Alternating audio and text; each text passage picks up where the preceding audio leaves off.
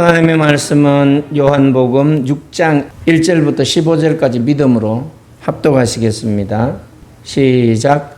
그 후에 예수께서 디베랴의 갈릴리 바다 건너편으로 가시매 큰 무리가 따르니 이는 병자들에게 행하시는 표적을 보았음이러라. 예수께서 산에 오르사 제자들과 함께 거기 앉으시니 마침 유대인의 명절인 유월절이 가까운지라. 예수께서 눈을 들어 큰 무리가 자기에게로 오는 것을 보시고 빌립에게 이르시되 우리가 어디서 떡을 사서 이 사람들을 먹이겠느냐 하시니, 이렇게 말씀하심은 친히 어떻게 하실지를 아시고 빌립을 시험하고자 하심이라. 빌립이 대답하되 각 사람으로 조금씩 받게 할지라도 200데나리온의 떡이 부족하리이다. 제자 중 하나 곧 시몬 베드로의 형제 안드레가 예수께 여짜오되 여기 한 아이가 있어 보리떡 5개와 물고기 2마리를 가지고 있나이다.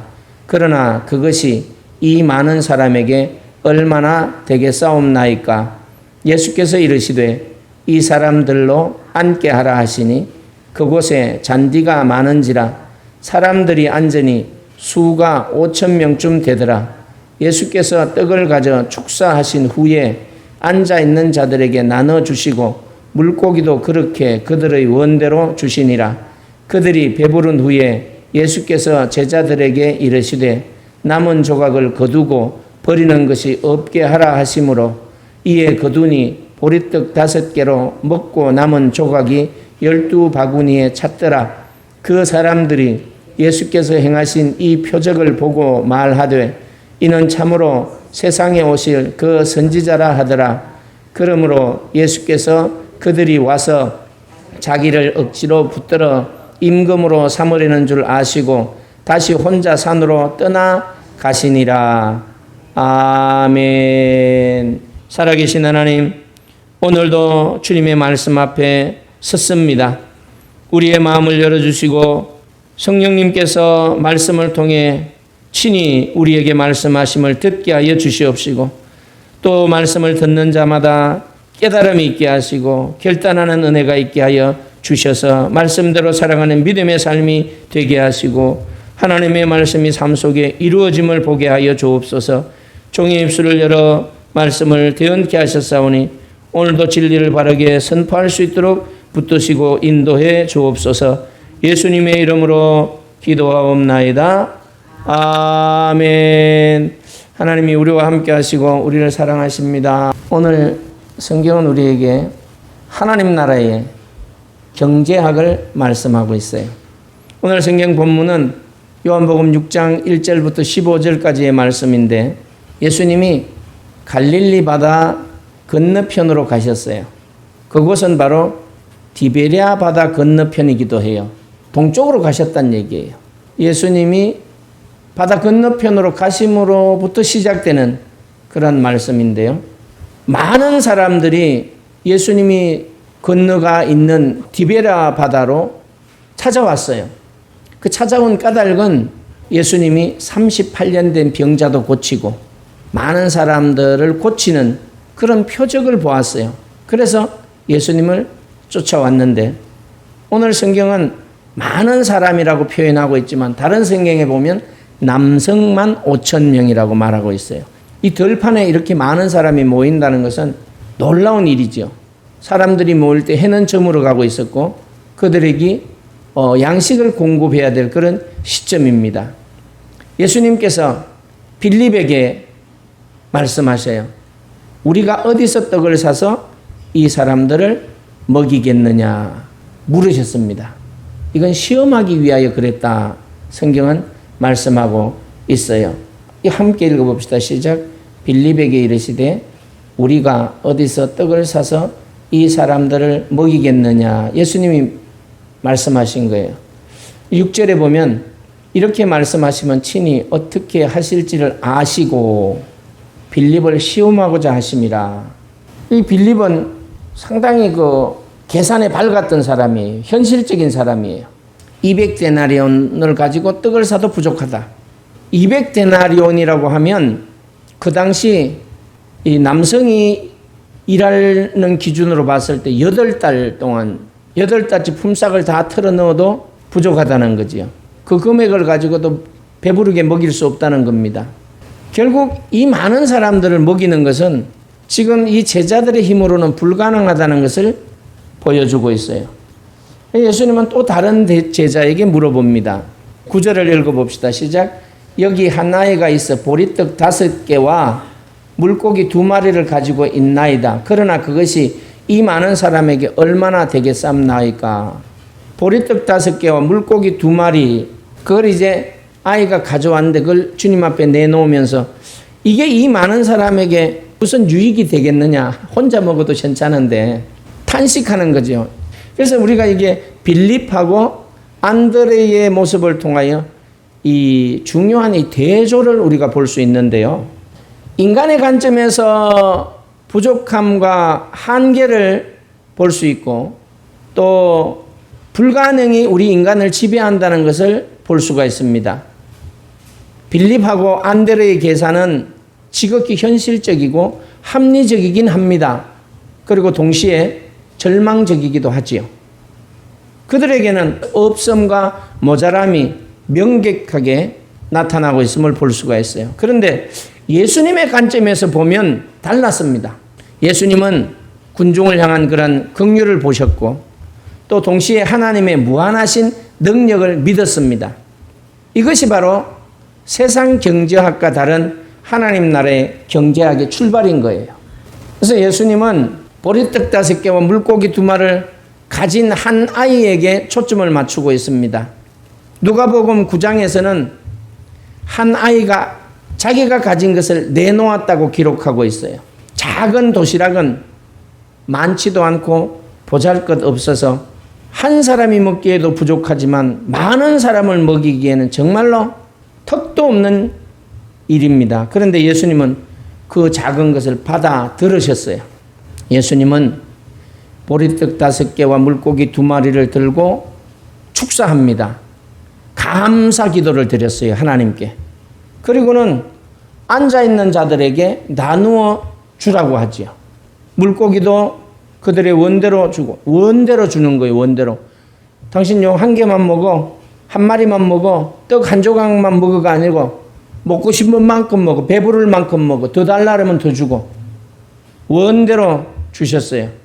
결국 이 말씀은 우리가 드리는 작은 헌신이 비록 볼품없어 보일지라도 주님께 드려질 때에 주님의 감사 기도와 능력 안에서 놀라운 기적을 일으키는 도구가 된다는 거예요. 이 아이의 도시락은 주님께 드려질 때에 그 없음에서 충분함을 이끌어내는 마중물이 된 것을 볼 수가 있어요. 그래서 우리는 내가 가진 재능, 내가 가진 시간, 내가 가진 물질, 내가 가진 경험 이런 것들을 무엇이든지 주님께 기꺼이 드릴 때에 우리의 생각과 상상을 뛰어넘는 하나님의 역사가 시작된다는 겁니다. 아이 요거 가지고 뭘 하겠어? 내 작은 능력으로 뭐가 되겠어? 이렇게 하면 빌립이나 안드레와 다를 바가 없는 거죠. 우리의 삶이 하나님 나라의 경제학의 현장이 되기 위하여는 드려야 되는 겁니다. 주님 앞에 드릴 때에 역사가 일어나는 거예요. 그래서 나눔과 분배의 원리를 성경은 우리에게 가르쳐 줍니다. 오병이어의 기적이라고 불리는 이 말씀은 단순한 공급이 아니에요. 나눔을 통해 일어났습니다. 예수님은 떡과 물고기를 나누어 주셨고 모든 사람들은 배불리 먹었습니다. 그리고 남았어요. 문제는 남은 조각을 모아보니까 12바구니에 가득 찼습니다. 이는 12바구니는 이스라엘 12지파를 상징적으로 보여주지만 그 12지파의 풍성함을 상징한 것이고 하나님의 공급이 얼마나 차고 넘치는지를 보여준 그런 사건이에요. 세상 경제학은 자기 걸 지키는 겁니다. 그리고 쌓는데 초점을 맞추고 있어요. 그러나 하나님 나라의 경제학은 나누고 분배하는 것입니다. 그것을 통해서 풍요를 모두가 경험하게 하는 거예요. 우리가 가진 것을 움켜쥐고만 있다면 그것은 보리떡 5개, 물고기 2마리일 뿐입니다. 그러나 예수님의 손에 들여진다면, 들여졌을 때에 나누어진다면 오늘 오병이의 기적이 일어난다는 것입니다. 우리 주변에 소외된 이웃들, 돌봄이 필요한 공동체를 향한 우리의 나눔이 바로 오늘날의 오병이어의 기적을 만들어 가는 것입니다. 그리고 오늘 이 말씀은 모든 사람을 먹이시는 하나님의 능력을 보여주고 있습니다. 오병이어의 기적은 단순한 물질적인 풍요를 넘어섭니다.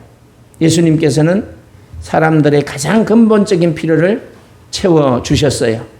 그 수많은 군중들이 예수님 앞에 몰려왔을 때 예수님은 그냥 보내지 않으셨어요.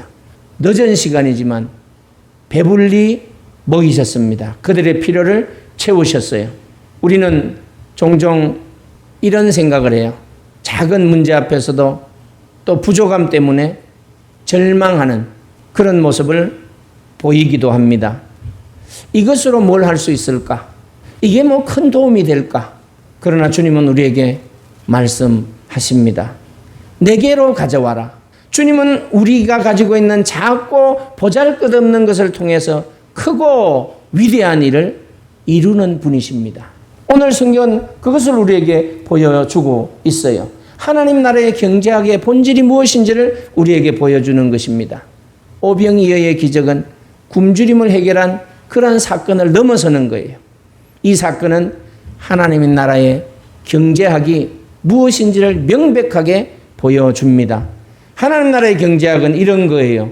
희소성의 경제가 아닙니다. 풍요의 경제예요. 세상은 자원의 유한함과 인간의 끝없는 욕망 속에서 희소성을 얘기해요. 아, 이건 희소성이 있어. 그래서 가치가 있는 거야. 그러나 하나님 나라의 경제학은 모든 만물의 창조주로서 하나님께서 무한한 공급원이 된다는 거예요. 희소성이 아니라는 거예요. 풍요하게 주신다는 것입니다. 그런데 문제가 있습니다. 자원이 부족한 게 아니고 하나님을 향한 믿음과 순종과 나눔이 없다는 거예요. 우리가 주님께 드리는 모든 것은 무한하신 하나님의 손길을 통해서 넘치게 부어질 수 있다는 것을 알았습니다. 그래서 하나님 나라의 경제학은 축적 쌓아놓는 것이 아닙니다. 분배와 나눔의 원리입니다. 이 세상의 경제는 더 많이 소유하고 축적하는 것을 성공했다 이렇게 말해요. 또 그렇게 가르치고 있습니다. 그러나 하나님 나라는 내가 가진 것을 기꺼이 내놓고 나누어서 흘려보낼 때에 오히려 더 풍성해지는 역사가 일어난다는 역설적 진리를 우리에게 가르칩니다. 12바구니에 가득 차게 남은 그러한 조각들은 나눔이 결코 손실이 아님을 보여줍니다. 하나님의 이름으로 채워지는 더 큰 축복임을 보여주는 거예요. 진정한 풍요가 뭘까요? 내가 얼마나 가졌는가에 있지 않다는 것입니다. 내가 얼마나 기꺼이 나누었는가에 있다는 거예요. 뭘 나눠요? 시간을, 물질을, 재능을, 열심을, 수고를, 이런 것들을, 내가 있는 것들을 나누는 것에 있다는 것입니다. 그걸 나누는 것이 우리가 얼마나 풍요한지를 알게 하는 겁니다. 궁극적으로 하나님 나라의 경제학은 예수 그리스도 곧 생명의 떡을 향하고 있어요. 예수님이 뭐라고요? 생명의 떡이라는 것입니다. 요한복음 6장 35절에 보면 이렇게 말하고 있어요. 35절 가보겠습니다. 자, 우리 함께 읽어봅시다. 시작. 예수께서 이르시되 나는 생명의 떡이니 내게 오는 자는 결코 줄이지 아니할 것이요 나를 믿는 자는 영원히 목마르지 아니하리라. 아멘. 내게 오는 자는 결코 줄이지 아니할 것이요 나를 믿는 자는 영원히 목마르지 아니하리라. 이게 오병이의 이 기적의 우리가 물질적 배불림은 궁극적으로 우리 영혼의 굶주림과 목마름을 해결해 주시는 예수님을 가리키는 표적이 된 것입니다. 예수님이 이런 분이라는 것을 보여준 거예요. 오병이의 사건을 통하여. 우리에게 진정으로 필요한 것이 이 세상의 물질적 풍요가 아니라는 것입니다. 우리를 구원하시고 영원한 생명을 주신 예수 그리스도라는 사실을 가르치는 겁니다. 왜냐하면 예수님 안에서 우리는 참된 만족을 누릴 수 있고 영원한 풍요를 누릴 수 있기 때문입니다. 오늘도 우리가 살아가는 이 세상은 부족함 때문에 경쟁해야 된다고 얘기하잖아요. 그러나 오늘 성경은 하나님의 위대한 경제학은 나눔을 통해서 기적을 이룬다고 하나님의 원리를 가르쳐 주었어요. 오늘 우리에게 주어진 보잘것없어 보이는 작은 오병이어가 있다면 그걸 주님께 드리면 주님이 풍성하게 하신다는 겁니다. 시간 드리고 재능을 드리고 물질을 드리고 작은 친절, 작은 위로, 말 한마디 등등 내게 있는 모든 것을 주님께 드릴 때에 놀라운 역사가 일어나는 거예요. 아유, 내가 위로의 말 한마디에서 뭔 덕이 되겠어. 그게 주님의 이름으로 할 때 엄청난 역사가 일어난다는 거예요. 아니, 내가 그 사람을 위해서 중보 기도하면 그게 뭔 큰 덕이 되겠어. 나도 힘든데. 아니요. 믿음으로 하면 주님의 이름으로 할 때에 놀라운 역사를 하나님이 이루신다는 거예요. 그래서 우리는 늘 나를 보지 말고 주님을 봐야 돼요. 내게 있는 것을 보지 말고 주님의 능력을 보아야 됩니다. 내게 있는 오병이어 부족한 것을 주님 앞에 드릴 때에 오늘 성경 속에 일어났던 그 역사처럼 상상할 수 없는 놀라운 기적의 참여자가 되는 겁니다. 어린아이가 드린 오병이어는 기적의 마중물이 된 거예요. 그래서 우리의 기도가, 우리의 헌신이, 우리의 섬김이, 우리가 투자한 시간들이, 작은 말 한마디, 중보하며 기도했던 짧은 기도들이 그런 마중물이 된다는 것입니다. 우리 영혼은 진정한 생명의 떡이 되시는 예수 그리스도로 인하여 영원히 배부르게 된 것을 성경이 오늘 가르쳐 주었습니다. 하나님 나라의 경제학은 오늘 우리의 삶에서 시작됩니다. 기꺼이 나누고 기꺼이 섬김으로 주님의 놀라운 기적을 경험하는 모든 성도들이 되시기를 예수 그리스도의 이름으로 축복합니다. 사랑의 하나님, 우리가 가진 작은 것을 주님 손에 올려드립니다. 부족함이 아니라 나눔을 통해 풍성하게 하시는 주님의 능력을 믿습니다. 오늘 우리의 삶이 하나님 나라의 경제학을 살아내는 통로가 되게 하여 주시옵소서. 예수님의 이름으로 기도하옵나이다. 아멘.